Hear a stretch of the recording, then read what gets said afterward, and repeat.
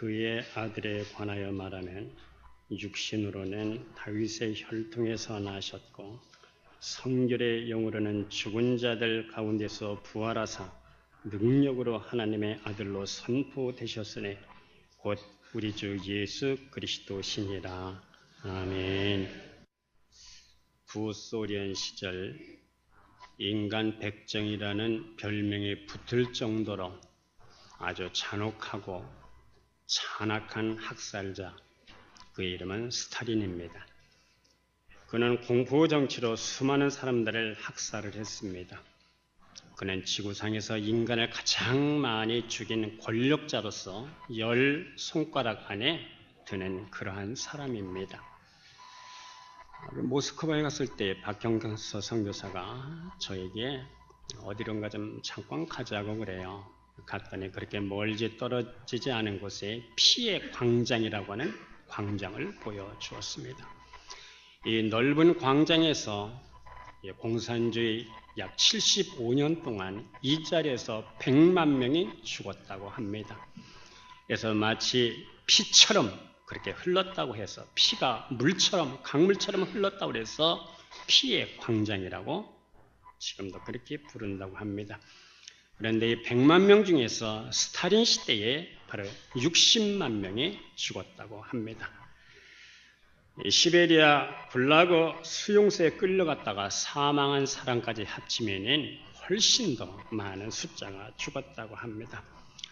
이 스탈린의 죽자 후르시초프는 그의 유해를 국내에 안치하는 것을 꺼름직하게 그렇게 여겼다고 합니다.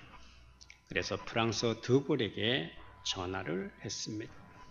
나폴레옹의 묘가에 있는 앙바리드를 사용하게 해달라는 그런 요청이었습니다. 그러나 드골은 앙바리드는 영웅을 모시는 묘지이기 때문에 스탈린은 올 수가 없다. 그렇게 거절을 했습니다. 다시 미국 워싱턴에 알아봤지만 웰링턴 묘지도 스탈린만은 안 된다는 답장이 왔습니다.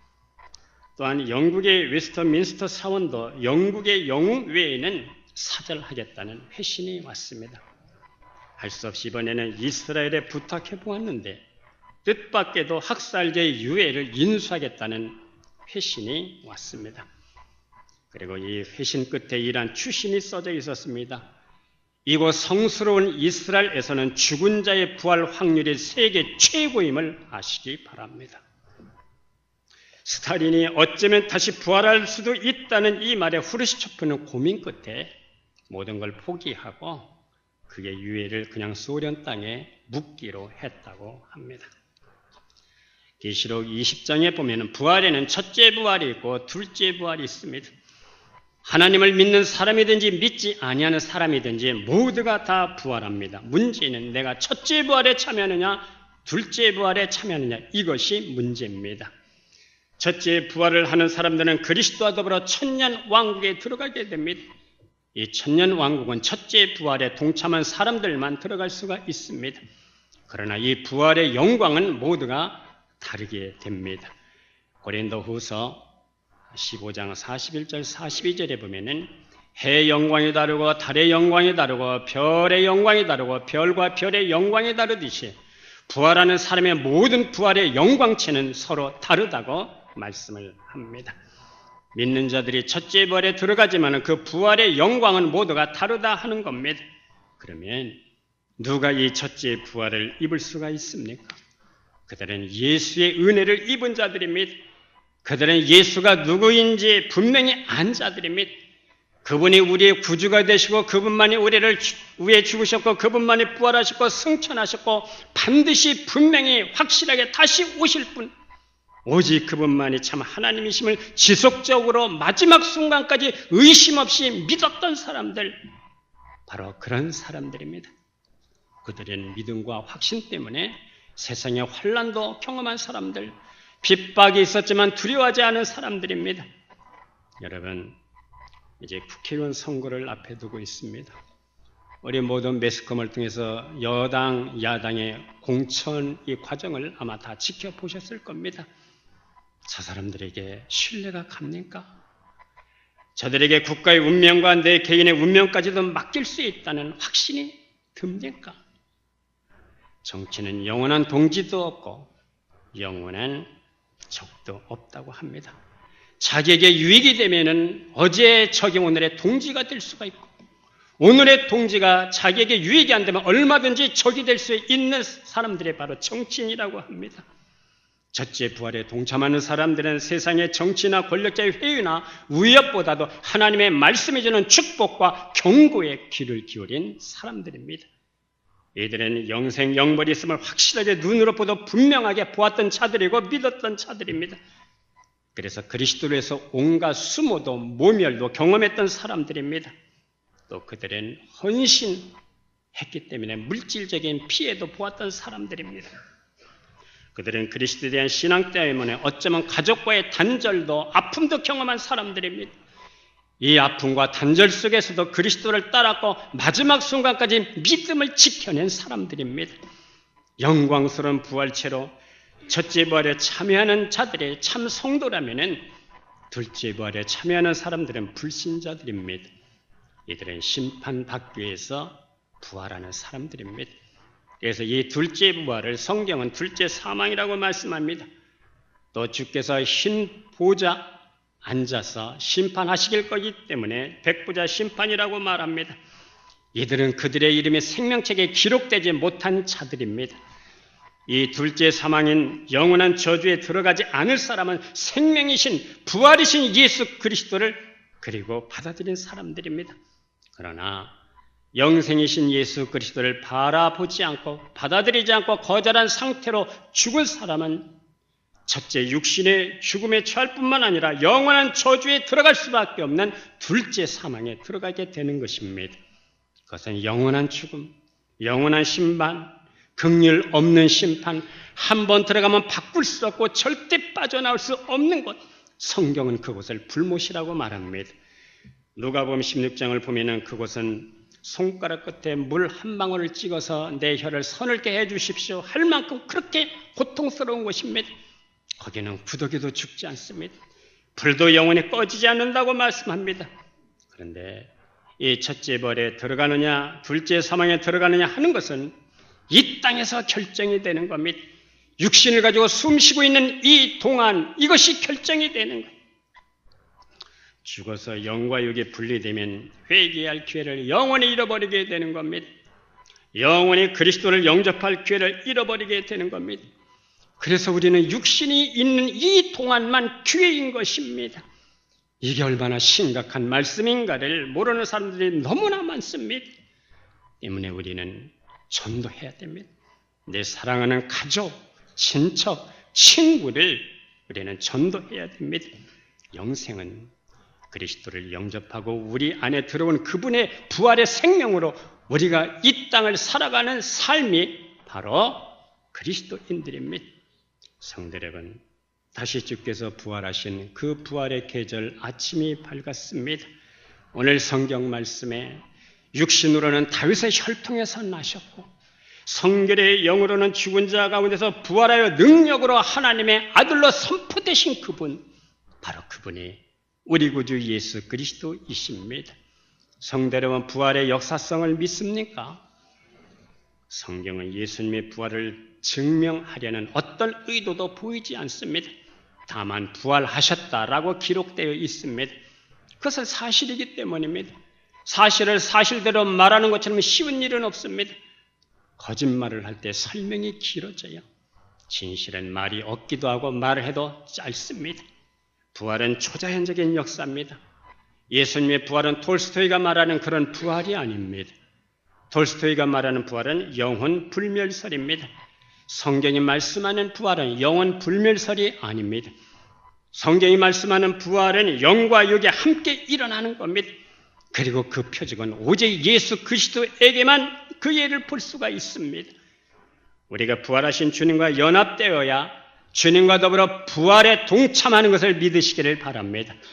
우리가 로마서 6장 5절 말씀, 만일 우리가 그의 죽으심을 본받아 연합한 자가 되었으면 또한 그의 부활을 본받아 연합한 자가 되리라.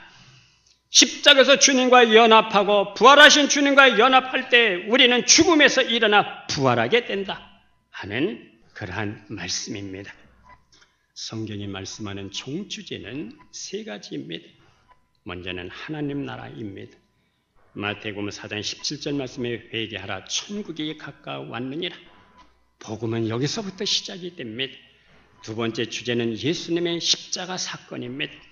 예수님께서 돌아가신 후에 제자들은 그동안 하나님의 나라가 이루어질 것이라고 따라다녔는데 기대하던 나라가 무너졌다고 그렇게 생각을 했습니다.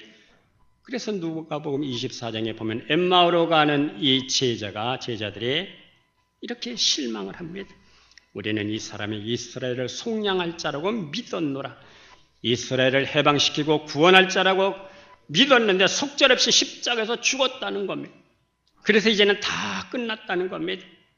사도행전 1장의 6절에 보면 주께서 이스라엘 나라를 회복하심이 이때니 제자들은 끈질기게 이스라엘의 구속을 기대를 했습니다. 제자들은 마음속으로 정치적인 하나님 나라, 세속적인 하나님 나라를 기대했습니다. 그러나 십자가와 함께 하나님 나라가 무너지는 것이 아니라 십자가로 말미암아 하나님 나라가 세워지는 것입니다. 한 알의 밀알이 땅에 떨어져 죽지 아니하면 한 알 그대로 있고 죽으면 많은 열매를 맺느니라 하셨는데 예수님께서 십자가에서 죽으시는 모습을 보고 이제는 다 끝났다 그렇게 생각을 했어요. 그러나 하나님 나라는 십자가와 함께 세워졌습니다. 그리고 세 번째 성경의 총주제는 예수님의 부활입니다. 예수님께서 다시 살아나셨다는 것이 메시지 중심입니다. 이 죽음이라고 하는 권세는 대단한 것입니다. 죽음은 모든 것을 상실하게 만드는 거예요. 그리고 소멸시킵니다. 죽음으로 말미암아 죽었기 때문에 행복도 불행도 성공도 실패도 다 모든 것들이 사라지는 겁니다. 죽음과 함께 그야말로 아무것도 아닙니다. 제자들도 마찬가지였습니다. 예수님께서 십자가에서 죽는 모습을 보고 이제는 꿈도 기대도 비전도 소망도 다 끝났다고 생각을 했습니다. 그리고 예수님을 죽인 사람들이 자기들도 죽일 것이라고 문을 걸어 잠그고 골방에서 벌벌 떨고 있었습니다. 그러나 예수님은 예언하신 대로 성경대로 부활하셨습니다. 예수님의 부활은 저들에게 믿음을 주고 비전을 주고 소망을 주고 확신을 주고 용기를 주었습니다. 특별히 죽음도 무서워하지 않는 사람들이 됐습니다. 불의도 악도 무서워하지 않았습니다. 제자들은 예수님께서 재판받은 그 법정에 서서 하나님 앞에서 너희 말을 듣는 것과 하나님의 말씀을 듣는 것 어떤 것이 옳은가 너희가 한번 스스로 판단해봐라. 죽는 것도 무서워하지 않았습니다. 왜 그럴까요? 그들은 부활의 아침을 바라보았고 믿었기 때문입니다. 초대교회 성도들은 철저하게 부활 신앙이었습니다. 저들은 서로 유무상통하고 서로 사랑하고 돌보고 그리고 자기의 재산을 자기 것이라고 하지 않고 그리고 나눠주고 베풀었어요. 이것은 윤리에서 나온 것이 아니었습니다. 베드로가 무슨 윤리 강연을 잘해서 도덕적 교육을 잘해서 그런 것이 아니었습니다. 예수님께서 곧 오신다는 재림신앙 마라나타 주께서 곧 오실 때에 우리는 부활한다는 이 부활신앙에 근거한 것이었습니다. 이 부활신앙의 모든 것을 덮을 수가 있었습니다.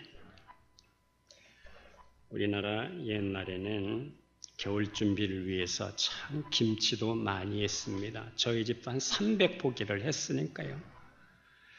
그 봄까지 얼마나 김치만 많이 먹었는지 모릅니다. 김치에다가 그다음에 김치국에다가 아침에도 아침에도 김치, 점심에도 김치, 저녁에도 김치에다 김치국에다가 도시락까지 김치에다가 그런 생각이 들어서 진짜 이 김치 먹기 싫어 죽겠다 정말 그런 생각을 하면서 김치를 먹었어요. 우리나라 1950년 6.25가 터지고 유엔군과 국간이 압록강까지 밀고 올라갔다가 중공군의 개입으로 51년 일사후퇴를 하게 됩니다. 일사후퇴는 흥남 철수작전에서 비롯이 됐습니다. 흥남 철수작전은 흥남에서 철수 병력은 약 953척의 군함으로 군인 10만 명 그리고 민간인 10만 명을 남쪽으로 탈출시킨 그러한 사건입니다. 그 당시에 북한군이 약 6km 전방까지 앞에까지 도달했다고 합니다. 육로 철수가 사실상 어렵다고 판단한 메가더 장군의 해상을 통해서 철수를 지시한 것이었으니 이때 사람들은 가을에 해놨던 김치를 모두 꺼내서 밖으로 내놓고 누구든지 가져와라고 그랬습니다. 그 많은 김치, 옛날에 얼마나 많은 김치를 했습니까? 다 가져와라. 서로 가져가라고 그랬습니다. 그래도 가져가는 사람이 거의 없었다는 겁니다. 이 피난 가는 통에 이제 죽을지 살지도 모르는 판에 그 김치를 가져가는 사람이 거의 없었다는 겁니다. 그런데 사도행전 2장에 나오는 사람들은 서로 유무상통하고 서로 돌보고 서로 사랑하고 나눠주고 자기 재산을 자기 것이라고 하는 자가 없었던 이유는 내가 진실로 속히 오리라 아멘 주 예수여 오시옵소서. 이 마라나타 신앙 때문입니다. 주께서 다시 오시는 날 우리는 부활한다는 이 부활 신앙 때문입니다. 모든 종교는 죽음에서 의미를 찾고 삶의 허무에서 그 지혜를 얻으려고 합니다. 그러나 우리 기독교는 몸의 부활과 영생을 믿습니다. 여기에서 지혜를 찾아 여기서 삶의 가치와 의미를 찾습니다.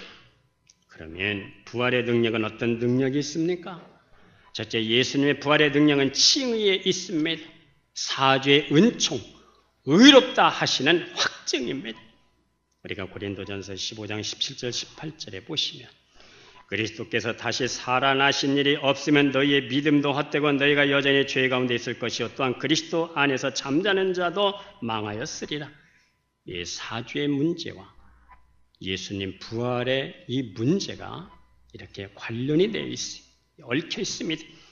예수님께서 십자가에서 죽으신 것으로 생이 끝났다면 우리의 죄는 그대로 있게 될 것이라는 겁니다. 하나님께서 예수님의 죽음을 받으시고 그 십자가의 보혈과 속죄 제사를 받으시고 모든 것들을 율법을 다 충족시킨 다음에 예수님의 부활을 그렇게 시켰어요. 예수님이 그 다음에 부활하셨습니다. 그러면 우리가 죄사함을 받게 된 것입니다. 만일에 예수님께서 부활하지 못하셨다면 우리는 여전히 죄 가운데 있었을 것이고 그리스도 안에서 자는 자들도 망하게 됐을 것이다. 죄를 묵인해 주는 것도 아니고 죄를 덮어주시겠다는 것도 아니고 예수님께서 부활하심으로 비로소 죄에 대한 사죄가 확증이 되었다는 것입니다. 예수님의 부활로 나의 죄가 십자가의 능력과 그 보혈의 능력으로 사해졌다는 것을 확증하면서 살아가는 부활신앙의 삶이 될 수 있기를 주의 이름으로 기원합니다. 이제 두 번째, 부활의 능력은 치유의 능력이 있습니다. 사도행전 3장을 보면 이 베드로가 나면서부터 한 번도 걸어가지 못한 사람을 그날 고쳤습니다. 은과 금은 내게 없거니와 내게 있는 것으로 내게 주노니 나사렛 예수 그리스도의 이름으로 걸어라. 오른손을 잡고 이렇게 세울 때에 그가 일어났어. 성전으로 뛰어들어가면서 걷기도 하고 뛰기도 하고 하나님을 찬양했습니다. 이 사건을 보고 대제사장들이 너희가 누구의 이름으로 이 일을 행하였느냐? 베드로가 이렇게 대답합니다. 하나님이 죽은 자 가운데서 살리신 나사렛 예수 그리스도의 이름으로 이 사람이 건강하게 되어 너희 앞에 섰느니라. 예수 그리스도의 부활의 권능이 생명으로 역사하실 때에 치유의 역사도 일어나게 됩니다. 예수께서 부활하신 이 부활의 계절에 우리에게 있는 모든 것들이 풀어지는 역사가 일어나고 치유되는 역사도 일어나고 흑암의 권세도 물러가고 자유함을 덧입는 이 예수님 부활의 계절이 될 수 있기를 주의 이름으로 기원합니다. 그러나 예수님의 부활의 권능이 없으면 우리는 영적으로 묶여 살 수밖에 없는 것입니다. 예수 그리스도가 부활하신 이 부활의 계절에 나를 묶고 있던 모든 흑암의 권세가 풀어지고 쇠사슬의 문제가 끊어지는 역사가 일어날 수 있기를 기원합니다. 참으로 주님이 우리에게 진리 가운데 자유를 주신 그 자유함을 갖고 우리가 이 땅을 살아갈 수 있기를 기원합니다.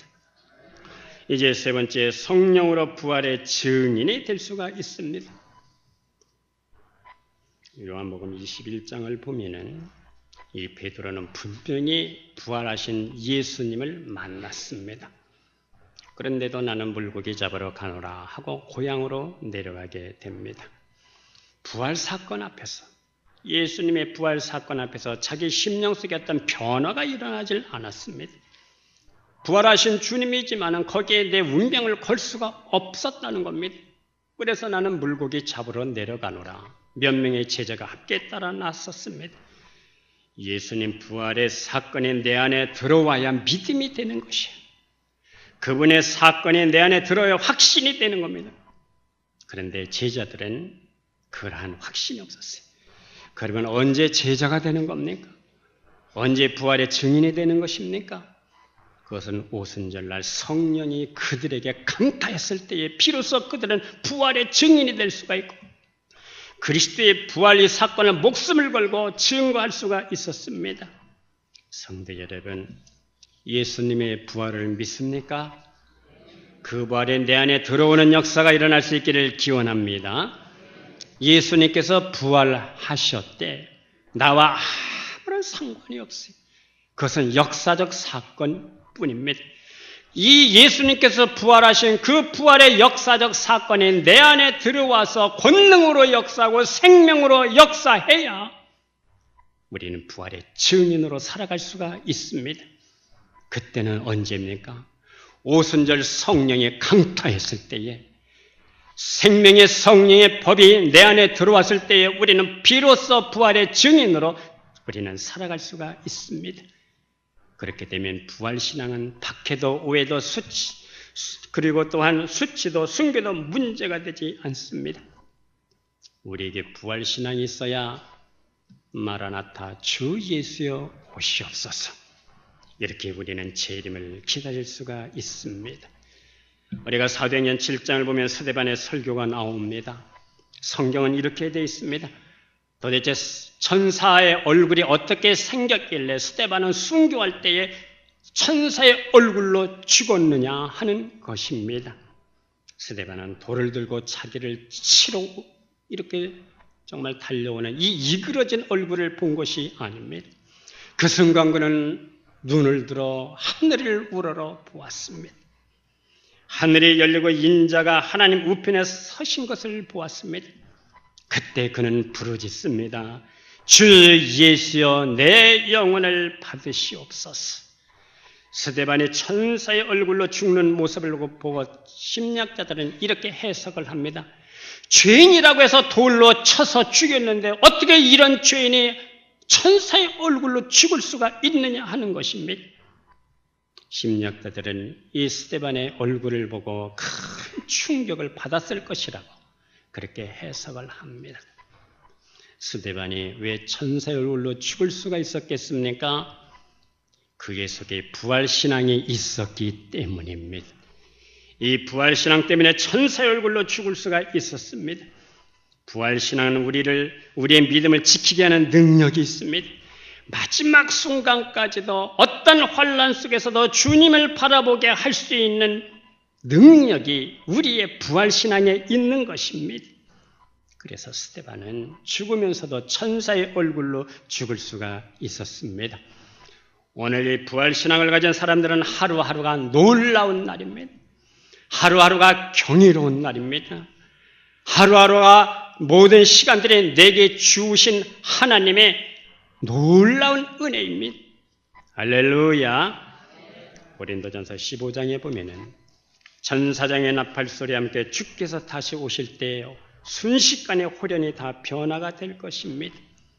고린도전서 15장 52절에 나팔소리가 나며 죽은 자들이 썩지 아니할 것으로 다시 살고 우리도 변화되리라. 금년 우리에게 교회 기원이 하늘의 시민으로 사는 공동체입니다.